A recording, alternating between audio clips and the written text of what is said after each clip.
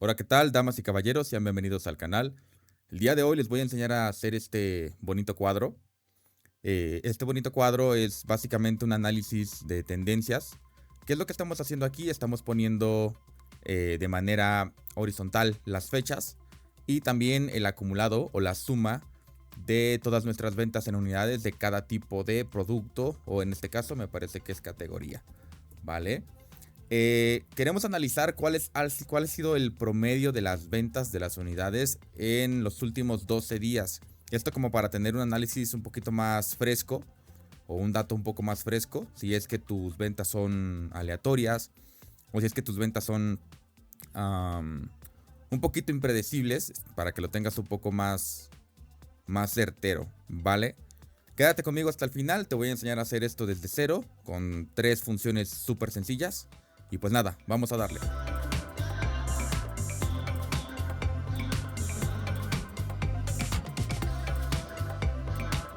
Ok, lo primero es crear básicamente el cascarón, o sea, la plantilla. Esto lo voy a eliminar para que vean que lo vamos a hacer desde cero. Y bueno, te voy a explicar qué tengo acá. Aquí tengo una tabla de datos, no es una tabla de datos enriquecidos. Tengo fechas, índice de fechas, tengo la fecha normal, los días, los meses, el Customer ID, o sea, tengo todo lo que se necesita para poder hacer la tabla. Sin embargo, quiero aclarar que esto es demasiada información realmente. Lo único que vamos a estar utilizando va a ser la subcategoría y las unidades vendidas en las fechas. Entonces este va a ser un análisis súper mega fácil. Pero si no sabes utilizar funciones o hacer fórmulas un poquito más complejas de lo normal, te va a ayudar mucho. Así que vamos a empezar. Aquí le vamos a poner cálculos. Y acá le vamos a poner categoría. Categoría en negritas. Vamos a ampliar un poco más. Voy a ampliar un poco más la vista para que se pueda apreciar bien. Y queremos hacer el análisis de 12 días. Esto se puede hacer dinámico, pero como mi tabla de datos solo tiene datos hasta el 30 de enero, pues lo voy a hacer hasta el 30 de enero nada más. Entonces vamos a contar 1, 2, 3, 4, 5, 6, 7, 8, 9, 10, 11, 12. O sea, hasta la columna M. Y aquí le voy a poner 30 de enero. Esto lo voy a disminuir a -1. O lo puedes recorrer, digo, o sea, da exactamente igual que le pongas a -1 o que simplemente tomes esto y lo recorras hacia atrás. Es exactamente lo mismo porque en este caso no es dinámico, es fijo, ¿vale? Pero pues yo lo dejo así por costumbre. Vamos a reducir la amplitud de esto. A ver. Un poco más chica. Nos vamos a personalizada. Formatos. Aquí en formato personalizado, día mes. Para acortarlo, para que se vea así como está corto. Pues para que no ocupe tanto ancho de celda, ¿vale? Vamos a dejarlo hasta aquí. Y acá le vamos a poner total. ¿Veis? Total. Aquí le vamos a poner promedio para saber las ventas promedio. Y acá le vamos a poner promedio ponderado. El promedio ponderado es diferente al promedio simple. Ponderado. En el sentido de que en el promedio simple todos los valores tienen el mismo peso, ¿vale? En el promedio ponderado no, en el promedio ponderado tú puedes asignarle un peso o bueno, diferentes pesos a las distintas cantidades que estás tú evaluando. En este caso yo quiero asignarle un peso mucho más alto a las últimas observaciones, por lo tanto voy a hacer una secuencia. Ahorita les voy a explicar cómo es que se va a hacer. Ok, ¿qué me falta traerme acá? Las categorías, ¿vale? Y para hacerlo rápido, esto lo puedes hacer con una tabla dinámica, de hecho. En sí esto es una tabla dinámica, pero lo estamos haciendo con funciones porque queremos practicar nuestras funciones, ¿va? Me voy a traer las categorías. Una manera rápida y sencilla de hacerlo es venirte aquí a categorías, a subcategorías, perdón. Vamos a darle control shift hacia abajo para desplazarnos lo más rápido posible. Copiamos, nos venimos con control repag a la siguiente página.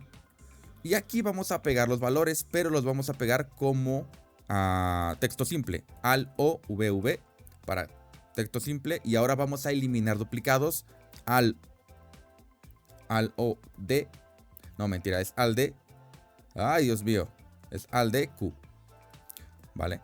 Esto es en mi computadora, pero yo entiendo que en tu computadora pueden ser atajos diferentes. Tendrías que aplicártelos.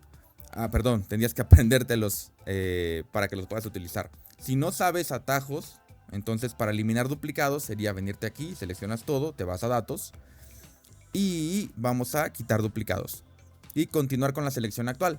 ¿Por qué le doy continuar con la selección actual? Porque no quiero que me quite o que me evalúe el encabezado que tengo hasta arriba. Entonces vamos a quitarlo, que sería exactamente lo mismo que hacer Alt de Q en mi computadora. En la tuya tienes que averiguar cuáles son los atajos de teclado que están preconfigurados.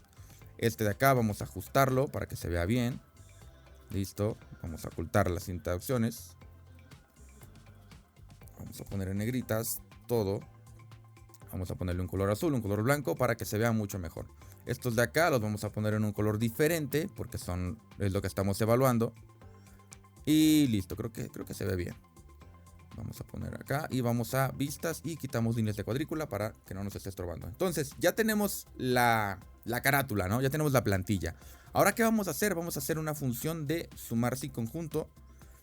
Abrimos nuestra función sumar sin conjunto, le damos tabulador. Lo primero que nos pide es el rango de la suma. Entonces nos vamos a venir a la otra pestaña. Vamos a seleccionar toda la columna Q, que es la columna donde tengo las cantidades que quiero que se sumen. F4 para una referencia absoluta. Vamos a dar coma al siguiente criterio. Y lo siguiente que nos pide es el rango de criterios. El rango de criterios son todas las subcategorías que tenemos acá. Entonces vamos a seleccionar toda la columna M, F4 para fijar. Y el quinto criterio nos está pidiendo pues el criterio que estamos evaluando, que en este caso sería la categoría. Aquí si te das cuenta, pues al rato le hago zoom, pero si te das cuenta, aquí en esta parte te dice cálculos A2. Cuando tú haces operaciones, cuando tú haces operaciones de una función entre dos pestañas, siempre te va a devolver el nombre de la pestaña, ¿va? En este caso, esta de acá, que está marcada en azul, es la pestaña en la que desde la que estamos invocando la función. Entonces no es necesario que tengas esto de acá. Y yo te recomiendo mucho quitarlo, porque si no, de lo contrario, si no lo quitas, Excel va a tomar esa celda como una referencia absoluta, aun cuando no tenga los signos de peso, ¿vale? Entonces yo te recomiendo quitarla, ¿va?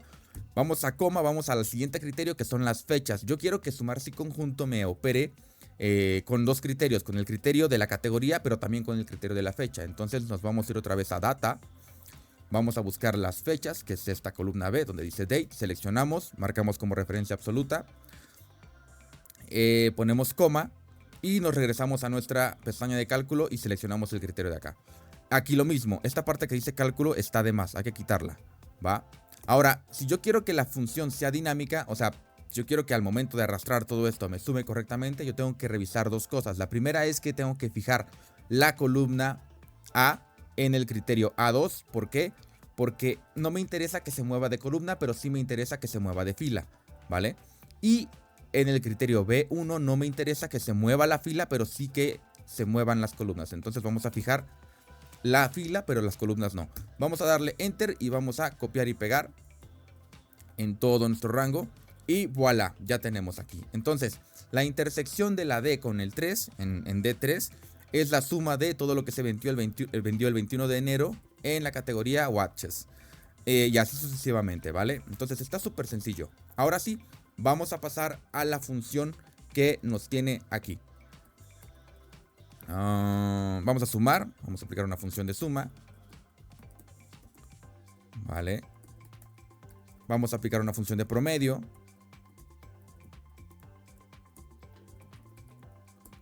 Ok.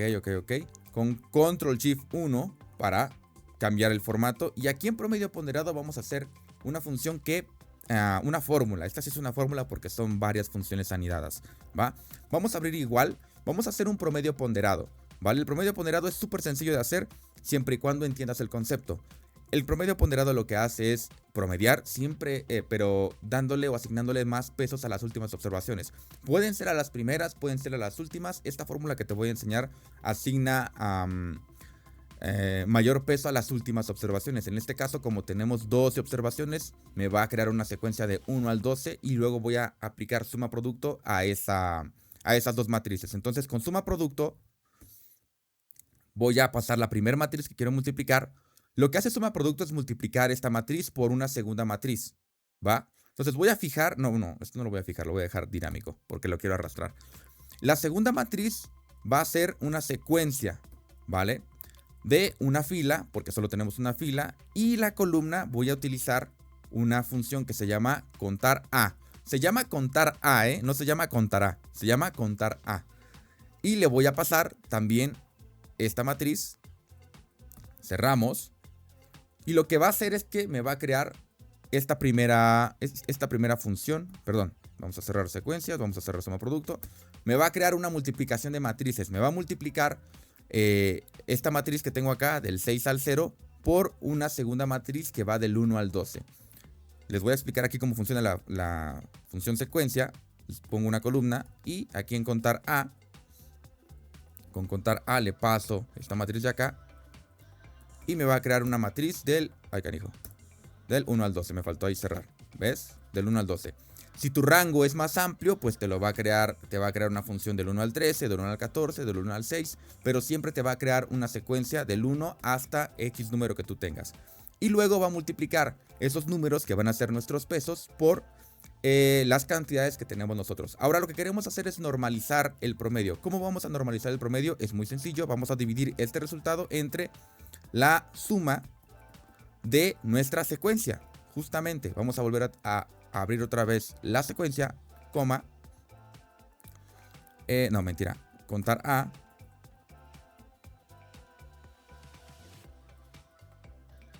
cerramos, cerramos, cerramos, listo, ahí está, súper padre, súper bonito, y copiamos y pegamos, formateamos y listo.